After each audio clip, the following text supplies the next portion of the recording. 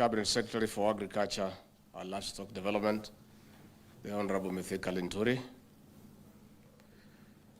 the Minister for Roads and Transport, Kipchumba Murkomen, our host Governor of Kericho, Dr. Eric Mutai, Excellencies Governors present, the Leader of Majority in the Senate, Honorable Senators, Members of Parliament, Board of Directors of KTDA, the officials, and our farmers, and the stakeholders in the tea subsector, good morning. God is good, and all the time. Salimeni kwa hewa, Bwana Yesu asifiwe. Bwana Yesu asifiwe tena. Thank you. I welcome you all to this special summit on the tea subsector reforms in the beautiful county of Kericho, the country's leading producer of tea.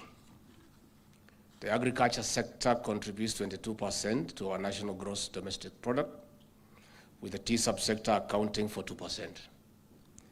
With over 650,000 growers spread in 18 counties, Kenya is a leading global producer and exporter of various types of tea, with black tea accounting for at least 95% of the sold crop. Over the years, tea has earned the country foreign exchange.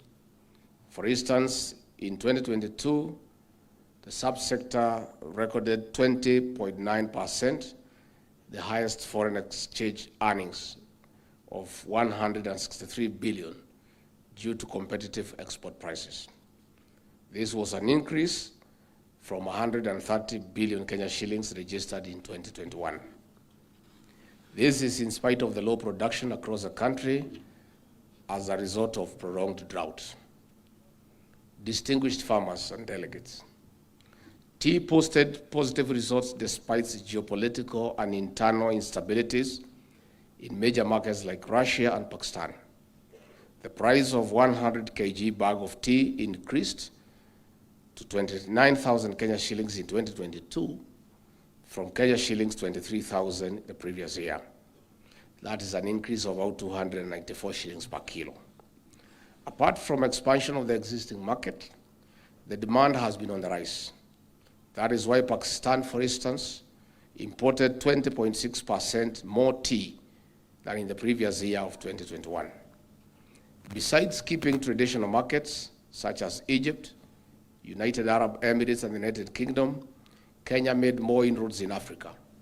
It was among first member states parties to trade in tea under the African Continental Free Trade Area Agreement with Ghana. Distinguished farmers, the international market size for tea remains healthy. It is projected to grow to up to 6.7% by the year 2031, exceeding $93.2 billion. Consumption of black tea alone, which Kenya produces most, is expected to grow by over 2% in the next decade. Despite the current stable and favorable market, our smallholder tea farmer remains at the bottom of the pyramid. The farmer is pressed by high cost of production. They also bear the burden of huge operational costs. In spite of Kenya producing distinct flavors of tea, the market does not take care of the best interests of the farmer. The farmer has no power to determine the price, yet this is a much sought commodity across the globe, even when sold in raw form. In other words, the farmer who puts most efforts earns the least.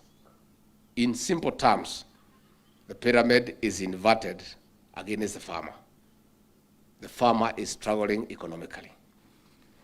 Distinguished farmers and delegates, that is why we are here today.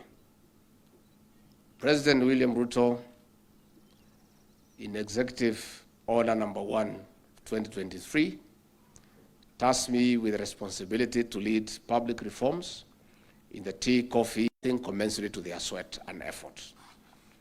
As we settle down for this summit, the President expects lasting results. This will feed into the Kenya Kwanza plan of value addition to the tea, which will multiply the earnings of our farmer.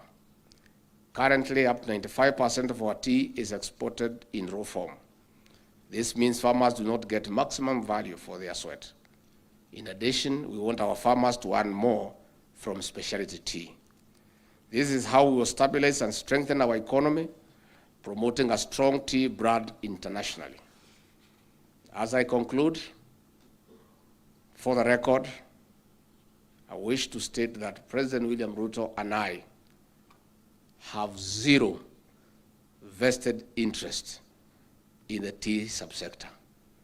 And that is why these reforms will succeed, because there will be no conflict of interest.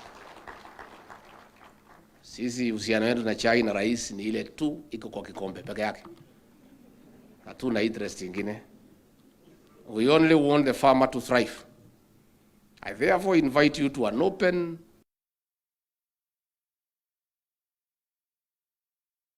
let us explore lasting legal, policy, administrative, and operational strategies of returning the tea money to where it belongs, to the farmer.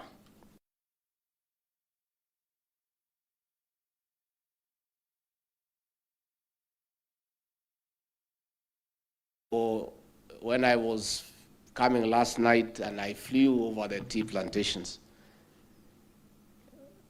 as I looked down and appreciated the beauty,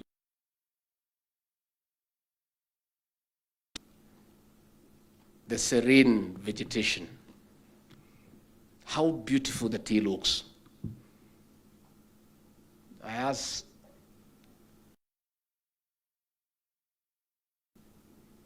for the farmers who farm tea to look equally beautiful like the tea bushes. Mifuko yao.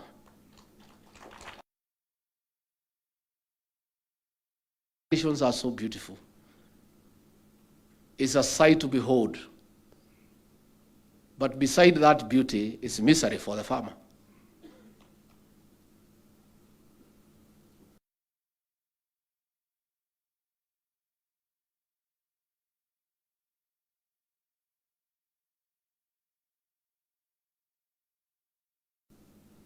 Kwa hivyo tuko hapa tuongee. Na tuongee ukweli. Na mko na nafasi hapa na uhuru ya kuzungumza. Mimi nitaketi hapa mpaka jioni.